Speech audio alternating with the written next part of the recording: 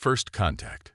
The Kraxan mining vessel, Zorith, drifted silently through the inky blackness of space, its sensors prodding the unremarkable yellow star and its uninspiring planetary system.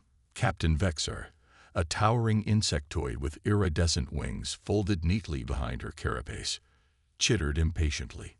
"Anything of value, Scientist Crix?" she asked, mandibles clicking in irritation. The smaller, hunched figure of Crix swiveled in his chair, compound eyes blinking rapidly as he processed the data streaming across his terminal. "Preliminary scans show promise, Captain. The third planet has significant mineral deposits. However," he trailed off, antennae twitching nervously. "However," Vexar prompted, her voice carrying a dangerous edge. Crix's exoskeleton seemed to shrink slightly. "The planet appears to be inhabited by a pre-FTL species." A collective groan echoed through the bridge. Pre-FTL species were protected under galactic law, making resource extraction a bureaucratic nightmare. Captain Vexar's wings buzzed in annoyance. "Show me," she commanded. A holographic display flickered to life, revealing the blue-green world swirling with white clouds. As the image zoomed in, crude structures and primitive vehicles became visible. "Pathetic," Vexar scoffed. "They've barely left their atmospheric cradle." "Crix, prepare a report for Central Command. Perhaps we can petition for an exception. These creatures clearly aren't using their world's resources to their full potential." As Crix began compiling the data, an alarm suddenly blared through the ship. Red warning lights bathed the bridge in an ominous glow. "Status report," Vexar barked. The ship's engineer, a gelatinous being named Xylob, burbled in distress. "Captain, we're experiencing a cascade failure in our primary power core. The magnetic containment field is destabilizing." Vexar's mandibles clicked rapidly, a sign of extreme agitation. "How? We just had a full inspection at our last port." "Unknown, Captain," Xylob gurgled. "But if we don't stabilize it soon, we risk a total core breach. We need to land immediately for repairs." Vexar's compound eyes darted to the image of the blue planet. "We have no choice. Prepare for emergency landing procedures. Crix, find us a suitable location away from the primitives' population centers." As the Zorith began its descent through Earth's atmosphere, friction turned its hull into a blazing fireball. In a small town in the American Midwest, amateur astronomer and physics prodigy Emily Chen stared in wide-eyed wonder at the meteor streaking across the night sky. Unlike the others she'd seen, this one was changing course. Grabbing her bicycle, the 17-year-old pedaled furiously towards where she estimated the object would land. Her heart raced with equal parts excitement and trepidation. This could be the discovery of a lifetime, or the last mistake she ever made. Miles away, in a secluded forest clearing, the Zorith made a rough landing. Trees snapped like twigs under its massive bulk, and a deep furrow was carved into the earth. As the dust settled, emergency systems engaged, cloaking the ship from prying eyes. Inside, the crew was in chaos. Alarms blared, and the acrid smell of burning circuitry filled the air. Captain Vexar pulled herself up from the floor, her exoskeleton creaking in protest. "Damage report," she called out. Xylob's amorphous form oozed across a cracked console. "Primary and secondary power systems are offline, Captain. Life support is on emergency backup. The magnetic containment field is holding for now, but it's only a matter of time before it fails completely." Vexar's antennae drooped. "Options." Crix spoke up, his voice trembling. "Captain, our long-range communications are down. We can't call for help. And," he hesitated, "we lack the necessary materials to effect repairs." A heavy silence fell over the bridge, broken only by the persistent alarms. Vexar's mandibles clicked slowly as she considered their dire situation. "Then we have no choice. We must seek assistance from the natives." Gasps and chittering protests filled the air. Crix's exoskeleton paled visibly. "But Captain, that's a violation of I'm well aware of the regulations, scientist. Vexar cut him off sharply. But I will not let this crew die due to bureaucratic nonsense. Prepare a scouting party. We'll observe the natives and determine the best approach for acquiring the materials we need. As the Kraxin crew began their preparations, Emily Chan arrived at the edge of the forest. The strange lights and faint humming sound coming from within only fueled her curiosity. Clutching her flashlight tightly, she took a deep breath and plunged into the woods. What Emily didn't know was that her actions that night would change not just her life, but the course of human history. The boundary between Earth and the wider galaxy was about to be irreversibly breached, and humanity's first steps onto the cosmic stage would be guided by an unlikely ambassador, a teenage girl with a passion for the stars. As Emily crept through the underbrush, her mind raced with possibilities. UFO sightings and conspiracy theories she dismissed as nonsense suddenly seemed far more plausible. The rational part of her brain argued that there had to be a logical explanation, perhaps a secret military test or an experimental aircraft. But her heart pounded with the hope of something far more extraordinary. She froze as voices reached her ears, but they weren't like any voices she'd ever heard before. Clicks, chirps, and burbling sounds mixed with an underlying hum that seemed to vibrate in her chest. Swallowing hard, Emily inched forward, parting the leaves of a large fern. The sight that greeted her eyes defied all logic and expectation. In a clearing stood a massive ship, its metallic surface reflecting the moonlight in dazzling patterns. But it was the figures moving around the vessel that made Emily's breath catch in her throat. Insectoid creatures with iridescent wings, amorphous blobs that seemed to flow across the ground, beings that looked like they'd stepped out of her wildest science fiction dreams. Emily's mind reeled, struggling to process what she was seeing. One of the insectoid aliens, Emily couldn't help but think of them as bug people, was gesturing emphatically with its upper limbs. Even without understanding the language, she could sense the urgency in its movements. Emily's scientific curiosity began to override her fear. She pulled out her phone, thankful she'd splurged on the model with the best low-light camera. As she zoomed in to capture more detail, her elbow brushed against a branch. The resulting rustle might as well have been a gunshot in the tense silence. Every alien head swiveled in her direction. Emily's heart stopped. For a moment, time seemed to stand still as human and extraterrestrial eyes locked onto each other. Then chaos erupted. The aliens burst into a flurry of movement and sound. Some retreated towards the ship, while others advanced on Emily's position. Fight or flight instinct kicked in, and Emily found herself running faster than she ever had in her life. Branches whipped at her face as she tore through the forest, the alien sounds growing closer behind her. She risked a glance over her shoulder and immediately regretted it. The bug person was gaining on her, its multiple legs carrying it effortlessly over the uneven terrain. Emily's foot caught on her root and she went sprawling. As she scrambled to get up, a shadow fell over her. Slowly, she turned to face her pursuer. The alien loomed above her, its compound eyes reflecting the moonlight in a kaleidoscope of colors. Emily's breath came in ragged gasps as she waited for, she didn't know what. Disintegration, abduction, probing. What she didn't expect was for the alien to extend a limb towards her in what was unmistakably a gesture of help. Emily stared at the offered appendage, her mind whirling. This was a moment that would define not just her future, but potentially that of her entire species. With a deep breath, Emily reached out and grasped the alien's limb. As it helped her to her feet, she managed a shaky smile. "Hi," she said, her voice barely above a whisper. "I'm Emily, and I think you might need some help." The alien cocked its head, studying her intently.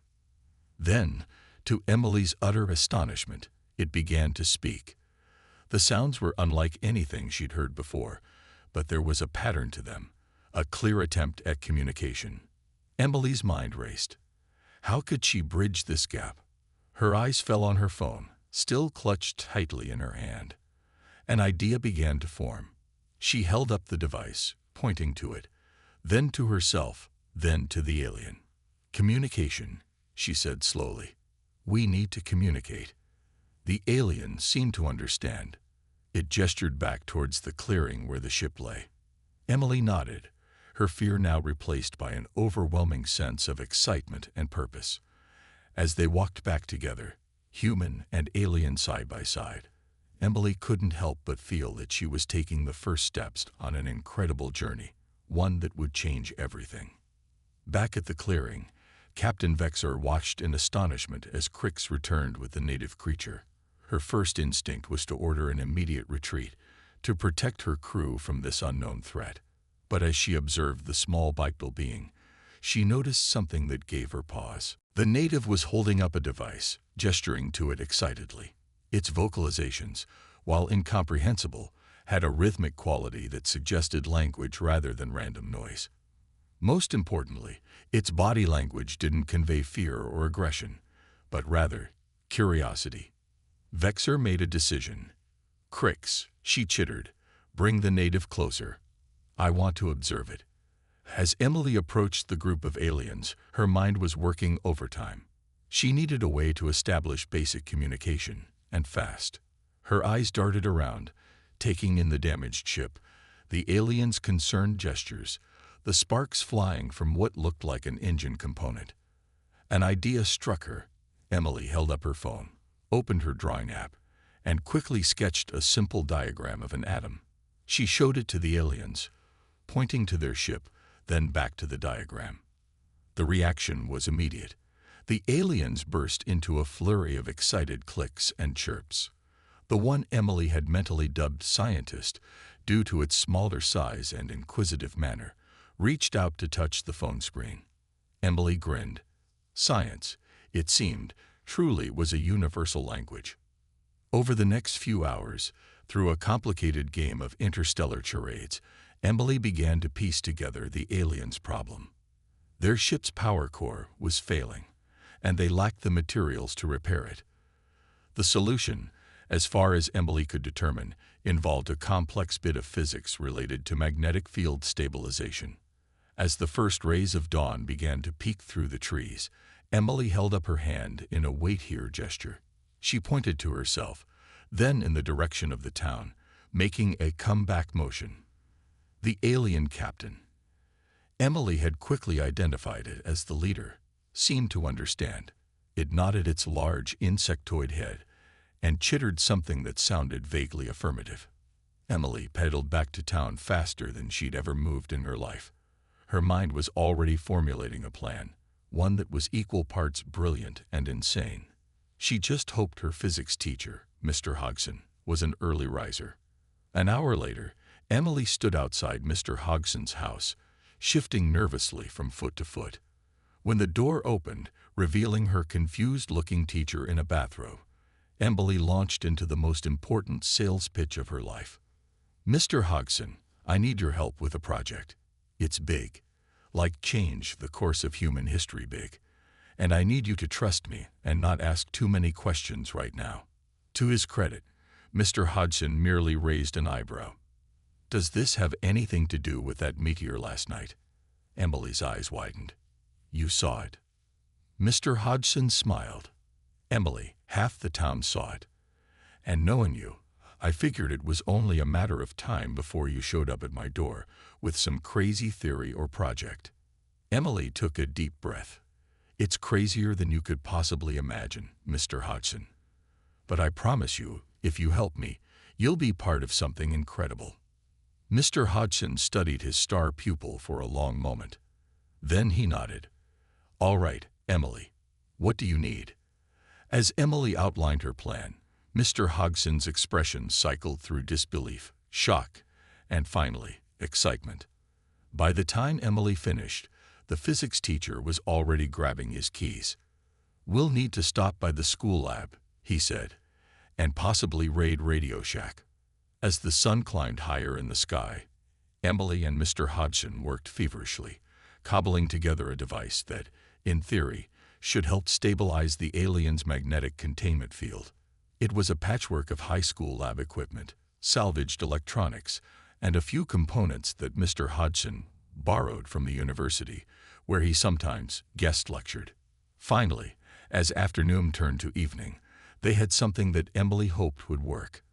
As they loaded the contraption into Mr. Hodgson's car, Emily turned to her teacher. "Mr. Hodgson, I can't thank you enough for this, and I'm sorry I couldn't tell you everything." The physics teacher smiled. "Emily, in all my years of teaching, I've never met a student quite like you. Whatever this is about, I trust you. Just promise me one thing." "Anything," Emily said. "When this is all over, you'll tell me the full story." Emily grinned. "Deal." As they drove towards the forest, Emily's mind raced with possibilities. She was about to introduce her physics teacher to actual aliens, and if their crazy contraption worked, she might just have helped save an extraterrestrial crew and initiated humanity's first peaceful contact with an alien species. One thing was certain: life would never be the same again. And as the trees loomed ahead, Emily Chen, teenage physics prodigy, prepared to take her first steps into a much larger universe. Cultural exchange. As Emily and Mr. Hodgson's car bumped along the dirt road leading into the forest, the tension was palpable. Emily's fingers drummed nervously on the makeshift device in her lap, a Frankenstein's monster of cobbled-together electronics and repurposed lab equipment. "Emily," Mr. Hodgson said, breaking the silence, "I've known you since you were a freshman. You've always been brilliant, but are you absolutely sure about this?" Emily took a deep breath. "Mr. Hodgson, what we're about to see will change everything. I just need you to keep an open mind, okay?" As they approached the clearing, Emily's heart raced. What if the aliens had left? What if they'd been discovered by someone else? What if? Her thoughts were cut short as they rounded a bend, and the massive alien ship came into view. Mr. Hodgson slammed on the brakes, the car skidding to a stop in a cloud of dust. "Good Lord," he whispered, his eyes wide with disbelief. Before Emily could respond, the air was filled with a cacophony of clicks and chirps. The Kraxan crew emerged from the shadows of their vessel, their alien forms illuminated by the setting sun. Mr. Hodgson gripped the steering wheel so tightly his knuckles turned white. "Emily," he said, his voice barely above a whisper, "please tell me I'm not hallucinating." Emily grinned, a mix of excitement and nervousness bubbling up inside her. "No hallucinations, Mr. Hodgson.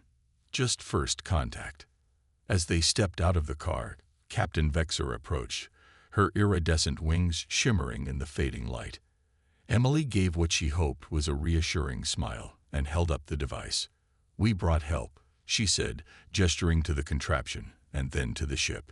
Vexer's compound eyes studied the device intently. She chittered something to Crix, who scurried forward to examine it more closely. Mr. Hodgson, having somewhat recovered from his initial shock, cleared his throat.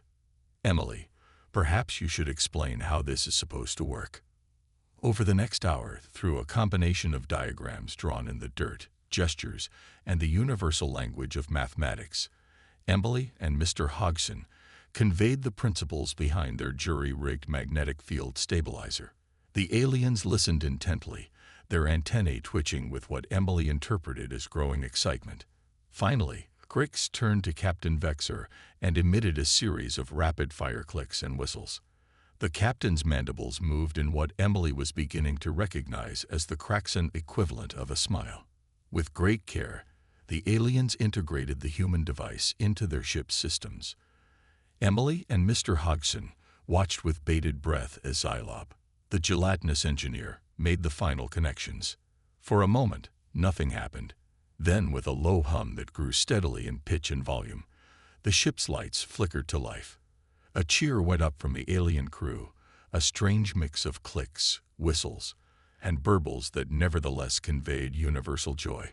Captain Vexer approached Emily and Mr. Hodgson, her towering form casting a long shadow in the twilight. She bent down, bringing her face level with theirs, and extended a limb.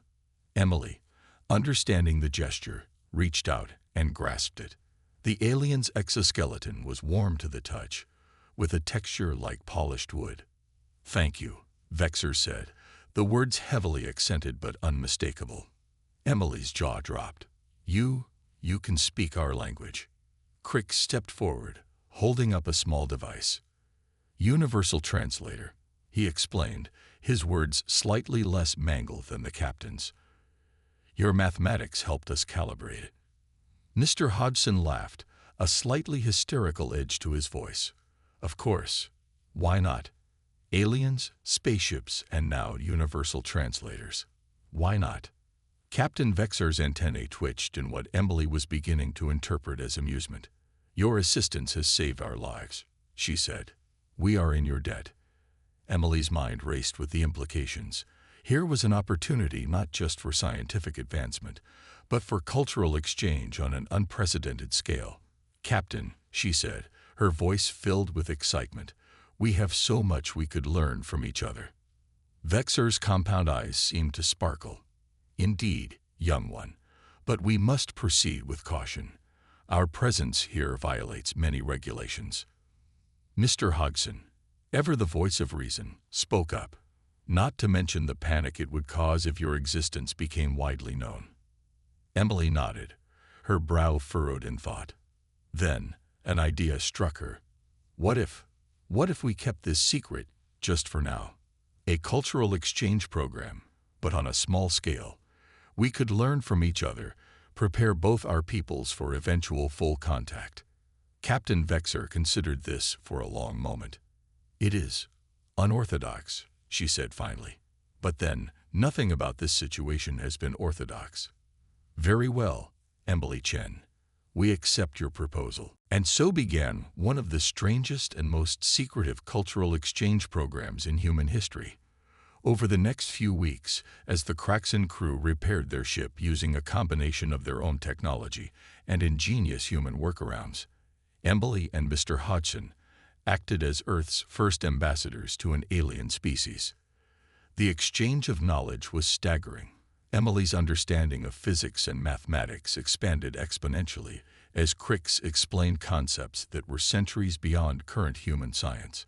In return, she and Mr. Hodgson found themselves teaching the aliens about human culture, history, and most surprisingly, art. The concept of creating something purely for aesthetic pleasure was foreign to the Kraxin. Their society was built on efficiency and function.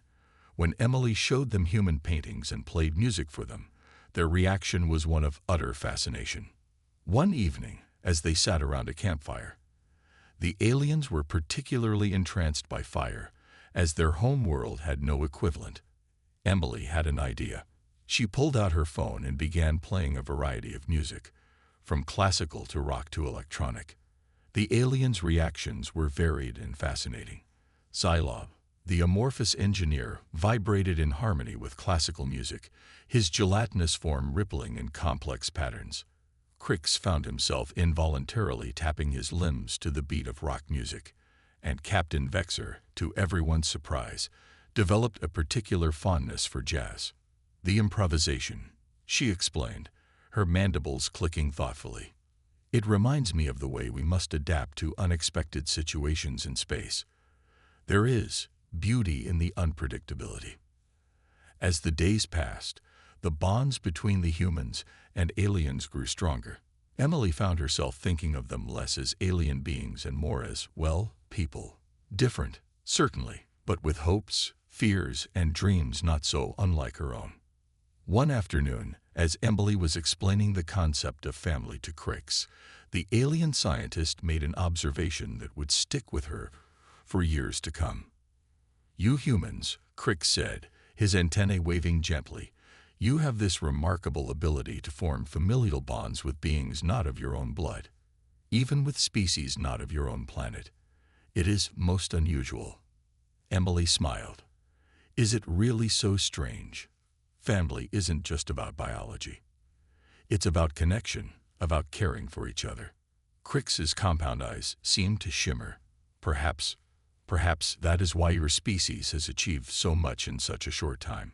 You are not limited by the boundaries that constrain so many others."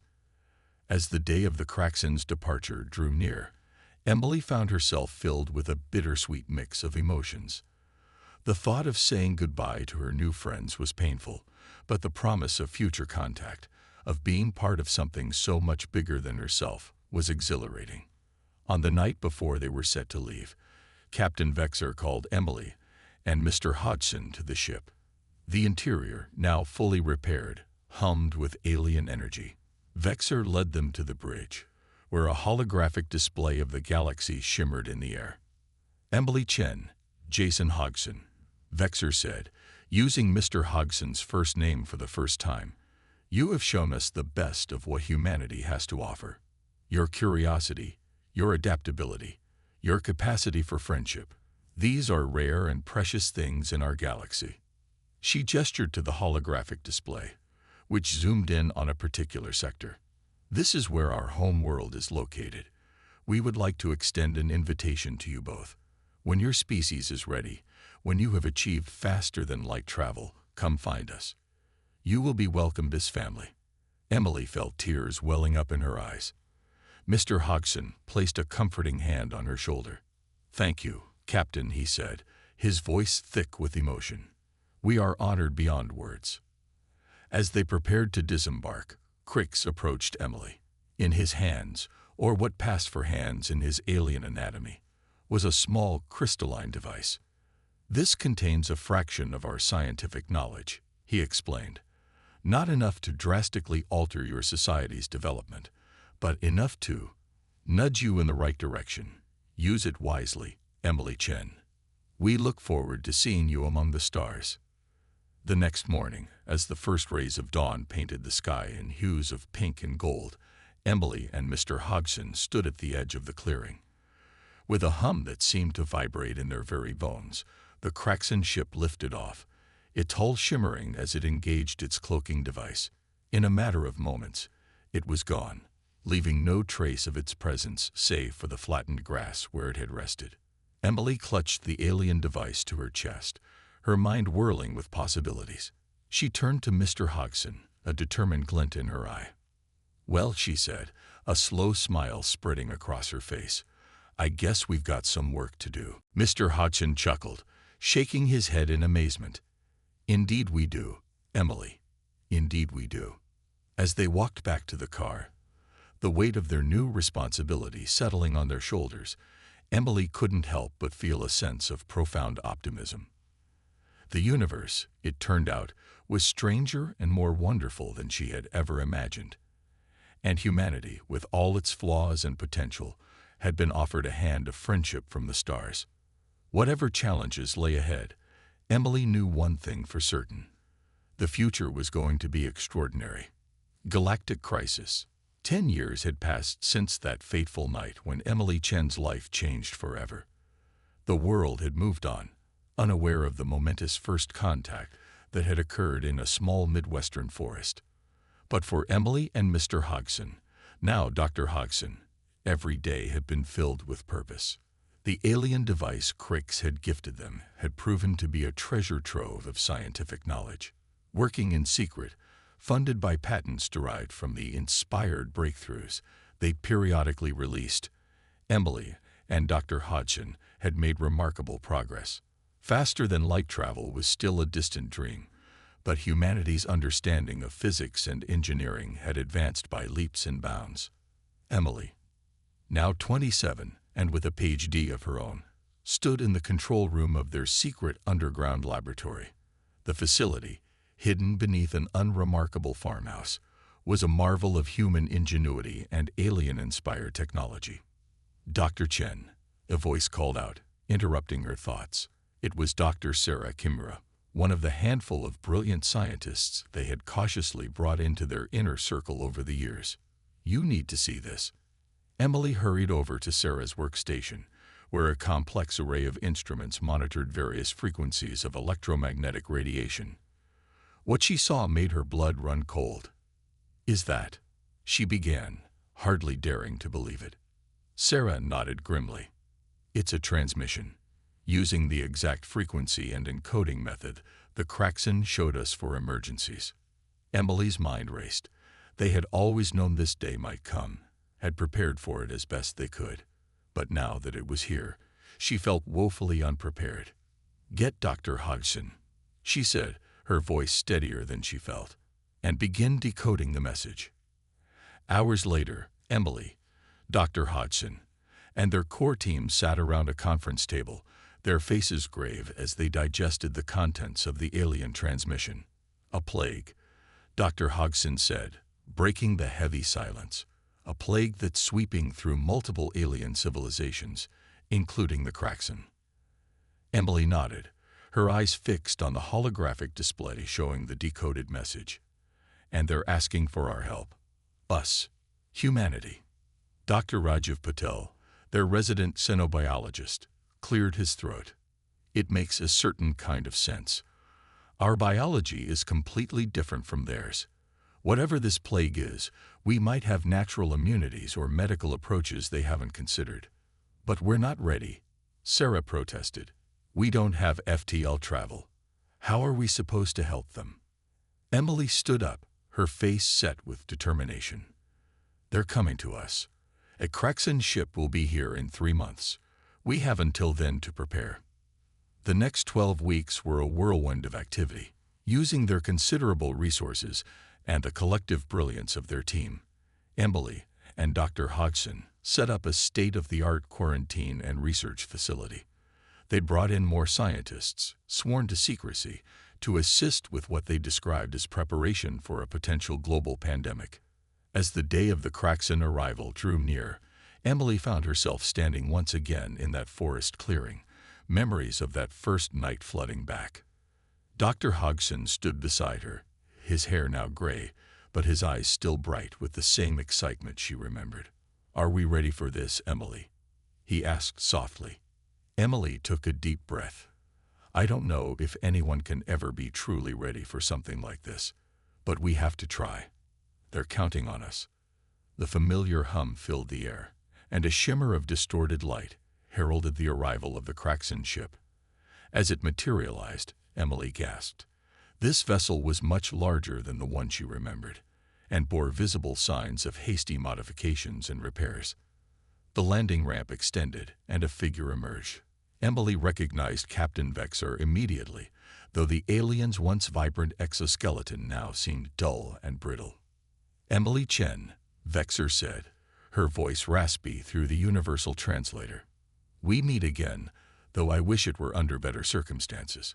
Emily stepped forward, fighting the urge to embrace the alien captain. "We received your message, Captain. We're here to help in any way we can." Vexer's antennae drooped. "I fear we ask too much of you, my friend. This plague, it defies all our medical knowledge. It adapts faster than we can develop treatments. Entire worlds have been quarantined." Dr. Hodgson joined them, his face a mask of concern. "We've prepared facilities and assembled a team of our best scientists. Whatever you need, we'll do our best to provide." Over the next few days, as the Kraxan crew was carefully quarantined and samples were taken, the full scale of the galactic crisis became clear. The plague, which the aliens had dubbed the Void Sickness, affected multiple species across several sectors of the galaxy. It seemed to target the very building blocks of alien biology, rewriting genetic codes in unpredictable and often fatal ways. In the high-security lab, Emily peered through an advanced microscope at a sample of infected Kraxan tissue. The cells writhed and mutated before her eyes, a terrifying dance of destruction. "It's like nothing we've ever seen," she murmured. Dr. Patel nodded grimly. "It's not just a virus or a bacteria. It's almost as if it's engineered." Emily's head snapped up. "Engineered? You mean this could be artificial? A bioweapon?" "It's too early to say for certain," Rajiv cautioned. "But the level of complexity, the way it adapts, it's hard to imagine this occurring naturally." The implications were staggering. If this was indeed an engineered plague, who could have created it, and why? Emily pushed these questions aside for now. They had a more immediate problem to solve. Days turned into weeks as the human scientists worked tirelessly alongside their alien counterparts. Traditional medical approaches proved ineffective, but slowly they began to make progress. Human medical techniques, particularly in the realm of gene therapy and nanotechnology, showed promise in slowing the progression of the void sickness. 1 month into their research, a breakthrough came from an unexpected source. Dr. Sarah Kimura burst into the main lab, her eyes wild with excitement. "I think I've found something," she exclaimed, pulling up a holographic display of complex molecular structures. "Look at this. The plague doesn't just rewrite genetic code. It's as if it's trying to optimize it according to some predetermined pattern." Emily frowned, studying the display. "Optimize? For what purpose?" Sarah shook her head. "I'm not sure yet, but here's the key. It's not optimizing human DNA. In fact, our genetic structure seems to confuse it. That's why we're immune." Dr. Hodgson leaned in, his eyes widening. "Are you suggesting what I think you're suggesting?" Sarah nodded, a fierce grin on her face. "We don't need to cure the plague. We need to confuse it. If we can introduce enough human genetic material into the infected alien biology, we might be able to disrupt the optimization process." The next few days were a frenzy of activity as the team worked to develop a treatment based on Sarah's insight. They used a modified form of gene therapy, introducing specifically chosen segments of human DNA into infected alien cells. The results were promising. In Petri dishes and animal trials, the modified cells showed increased resistance to the void sickness. But the real test would come when they tried it on the infected Kraxan crew. Emily stood outside the quarantine chamber, her heart pounding as she watched Dr. Patel administer the treatment to Captain Vexer. The alien's body shuddered as the modified genes were introduced into her system. For agonizing hours, they waited. Emily paced the observation room, every worst-case scenario playing out in her mind. What if it didn't work? What if it made things worse? What if? A commotion from the quarantine chamber snapped her out of her spiraling thoughts. She rushed to the window, hardly daring to believe what she was seeing. Captain Vexer was sitting up, her exoskeleton already showing signs of renewed luster. Her compound eyes seemed brighter, more alert. When she spoke, her voice was stronger than it had been in weeks. I feel it working," Vexer said, wonder evident in her tone. "The sickness, it's receding." A cheer went up from the human scientists. Emily felt tears of relief and joy streaming down her face. They had done it. They had found a way to fight back against the void sickness. But even as they celebrated this victory, Emily knew their work was far from over. They had a treatment, yes, but distributing it across the affected areas of the galaxy would be a monumental task. And the question of the plague's origin still loomed large. As the days passed and more of the Kraxan crew recovered, Emily found herself in deep conversation with Captain Vexer. The alien's gratitude was palpable, but there was something else in her manner, a newfound respect, tinged with awe. "Emily Chen," Vexer said, her voice solemn, "what your species has accomplished, it goes beyond mere scientific achievement. You have saved countless lives across the galaxy. And you've done so by sharing a part of yourselves with us. Literally." Emily smiled, a bit embarrassed by the praise. "We just did what anyone would do for their family, Captain." Vexar's antennae twitched in what Emily now recognized as deep emotion. "Family," the alien repeated softly. "Yes, I believe I understand that human concept much better now." As they looked out over the lab, where humans and aliens worked side by side to refine and mass-produce the treatment, Emily felt a profound sense of hope. The galaxy might be vast and full of dangers, but it was also a place where different species could come together, where the most unlikely alliances could form. Whatever challenges lay ahead, distributing the cure, unraveling the mystery of the plague's origin, preparing humanity for its place among the stars, Emily knew they would face them together, because that's what family does. And as she watched Dr. Hodgson excitedly explaining a complex chemical process to a group of attentive Kraxan scientists, Emily couldn't help but smile. They had taken the first steps into a larger universe, and they had done so not with weapons or conquest, but with compassion, ingenuity, and an unwavering belief in the power of cooperation. The future, she realized, was not just extraordinary. It was bright with the promise of a truly united galaxy. The invasion. The years following the void sickness crisis were a whirlwind of activity for humanity. The secret of alien life could no longer be contained, and the world reeled from the revelation. Emily Chen, now hailed as a hero and visionary, found herself thrust into the spotlight as Earth's de facto ambassador to the stars. Global cooperation, once a distant dream, became a necessity. The United Earth Space Agency, UESA, was formed, pooling the planet's resources and brightest minds. With the help of Kraxan technology and the scientific leaps made during the plague crisis, humanity's advancement accelerated at an unprecedented rate. 5 years after the cure was developed, humanity achieved its first successful faster-than-light jump. Emily, now 32, stood on the bridge of the UES Horizon, Earth's first true starship, as it prepared for its maiden voyage. Dr. Hodgson, despite his advancing years, had insisted on being part of the crew. "Ready to make history again, Emily?" he asked, his eyes twinkling with the same excitement she'd seen on that fateful night in the forest clearing so many years ago. Emily grinned, feeling a mix of nervousness and exhilaration. "Always, Jason."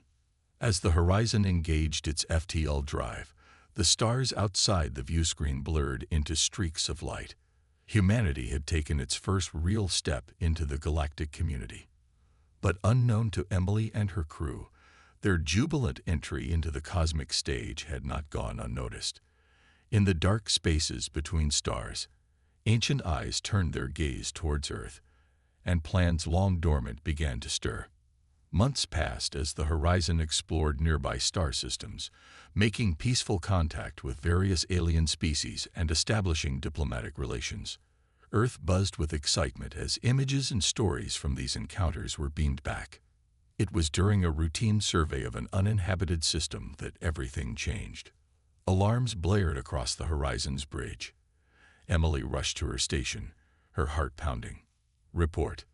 The ship's AI, responded in its calm, modulated voice. "Multiple unidentified vessels have just dropped out of FTL, Captain. They do not match any known configurations in our database or those provided by the Kraxan." Before Emily could respond, the view screen flickered to life. The image it displayed sent a chill down her spine. The alien on the screen was unlike anything she had encountered before. Its form seemed to shift and writhe, as if it couldn't decide on a single shape. When it spoke, its voice resonated with an otherworldly harmony that set Emily's teeth on edge. "Humans," the being said, its tone a mix of contempt and curiosity. "You have meddled in affairs beyond your comprehension. Your intervention in the void sickness has upset a balance millennia in the making. For this, you must be corrected." The transmission cut off abruptly. Emily turned to her crew, her mind racing. "Battle stations. Prepare for emergency jump." But before they could act, a beam of sickly green energy lanced out from the lead alien ship, enveloping the horizon. The FTL drive sputtered and died. Status," Emily barked. "Unknown energy field has disabled our FTL capabilities, Captain. Conventional engines at 20% capacity. Weapons systems offline." Emily's mind raced. They were outgunned, outnumbered, and cut off from escape. But as she looked at her crew, human and alien alike, all wearing the uniform of Earth's first starship, she knew she couldn't give up. "All right, listen up," she said, her voice steady despite the fear churning in her gut. "We're going to use every trick in the book and then write some new ones. Divert all power to shields and life support. Comms, send a distress signal on all frequencies, including the Kraxan emergency band. Engineering, I need options for breaking free of this energy field." As her crew sprang into action, Emily turned to Dr. Hodgson. "Jason, I need your expertise. If these aliens are behind the void sickness, They might try to use it against us. We need countermeasures. For the next hour, the Horizon played a deadly game of cat and mouse with the alien fleet, using asteroids for cover and employing maneuvers that pushed the ship's structural integrity to its limits. They managed to avoid destruction, but Emily knew they were only delaying the inevitable. Just as hope began to fade, Ariah's voice cut through the tension on the bridge. "Captain, multiple FTL signatures detected. It's the Kraxan fleet." The view screen lit up with the familiar sight of Kraxan ships dropping out of FTL. At their head was a vessel Emily recognized. Captain Vexar's ship. "Sorry we're late to the party, Emily." Vexar's voice crackled over the comms. "Looks like you could use a hand." The battle that ensued was unlike anything in Earth's history.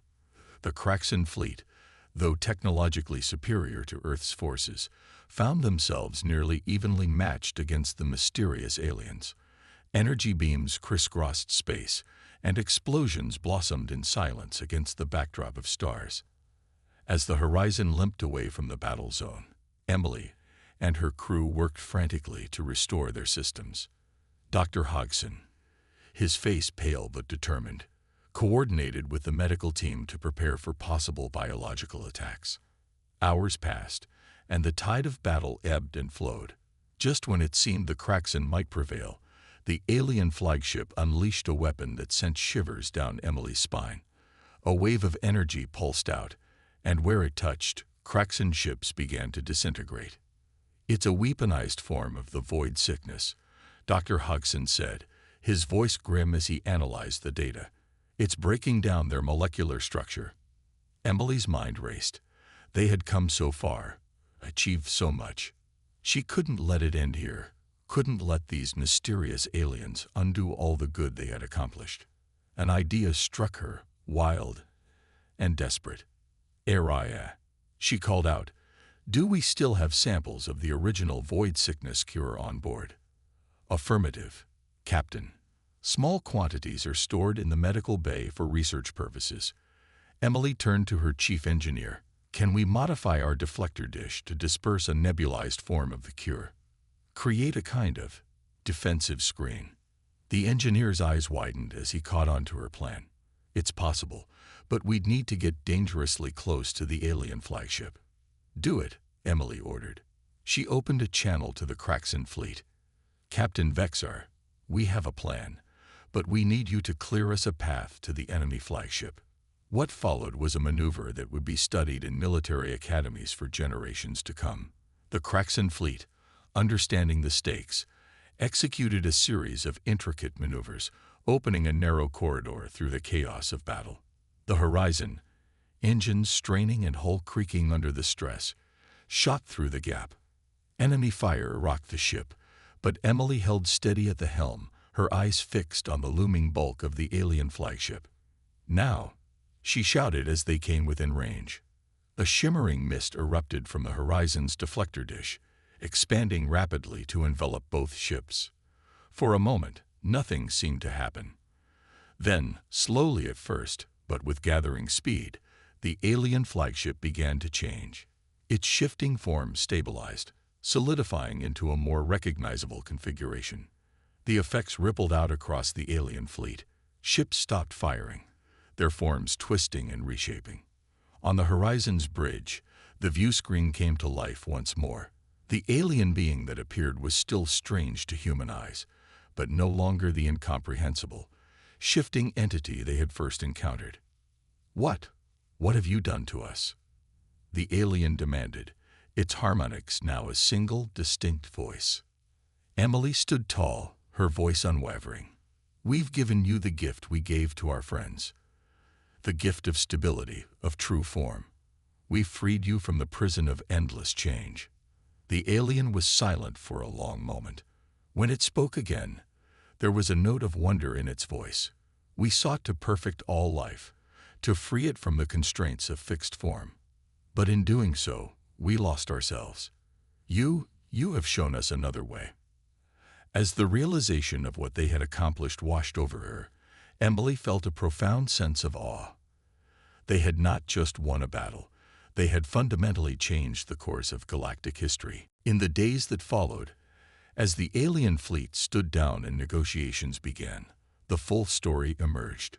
The mysterious aliens, who called themselves the Morphians, had created the void sickness as a means of perfecting other species, freeing them from what they saw as the limitations of fixed biological forms. But in their quest for perfection, they had lost sight of the value of diversity, of the strength that comes from beings different from oneself. As Emily stood in the conference room of the alien flagship, now transformed into a stable, crystal-like structure of breathtaking beauty, she marveled at how far they had come. Beside her stood Captain Vexor, Dr. Hodgson, and representatives from a dozen alien species, including the newly stable Morphians. Today, Emily said, addressing the assembled beings, we stand at a crossroads. We have seen the dangers of isolation, of fearing that which is different. But we have also seen the incredible potential of cooperation, of embracing our differences and learning from each other. She paused, looking around at the diverse array of life forms before her. Let this be the beginning of a new era, an era of understanding, of exploration, and of family. A family that spans the stars. As cheers and their alien equivalents filled the room, Emily caught Dr. Hodgson's eye. The old physicist smiled, tears glistening in his eyes. Not bad for a couple of stargazers from the Midwest, he said softly. Emily laughed, feeling the weight of the future on her shoulders, but also the strength of the incredible family she had found among the stars. Whatever challenges lay ahead, she knew they would face them together. For in the vast expanse of the cosmos, they had discovered a truth more powerful than any weapon. The power of choosing your family, of forging bonds that transcended biology, culture, and even the barriers between worlds. The adventure, she realized, was only just beginning. A new era. 20 years had passed since the fateful encounter with the Morphians. The galaxy had changed in ways that would have been unimaginable to Emily Chen when she first gazed up at the stars as a teenage girl in a Midwestern town. Earth, once a solitary blue marble spinning in the vast cosmic ocean, was now a shining jewel in a network of interstellar alliances. The United Earth Space Agency had evolved into the Galactic Cooperative, a body that brought together species from across the known universe. Emily, now 52, stood at the observation deck of Harmony Station, a massive space habitat that orbited a neutral point between major galactic powers. Her salt and pepper hair was pulled back in a neat bun, and the lines around her eyes spoke of both laughter and hardship. But the spark of curiosity and wonder that had driven her all those years ago still burned bright in her gaze. As she looked out at the swirling colors of a nearby nebula, a familiar voice broke into her thoughts. Credit for your thoughts, old friend. Emily turned, a warm smile spreading across her face. Captain Vexor, her exoskeleton now adorned with the intricate patterns that denoted a Kraxan elder, stepped up beside her. Just marveling at how far we've come, Emily replied, gesturing to the view, and thinking about those we've lost along the way. A moment of silence passed between them, honoring the memory of Dr. Hodgson, who had passed away peacefully 5 years earlier.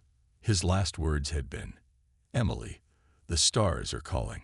It's time for this old man to answer. His legacy lived on in the Jason Hodgson Institute for Interspecies Cooperation, a beacon of scientific and cultural exchange. He would be proud, Vexor said softly, her antennae twitching in a gesture of respect. As are we all. Your species has achieved more in a few decades than many civilizations do in millennia. Emily chuckled. We've had some help, and a lot of luck. Their conversation was interrupted by a soft chime.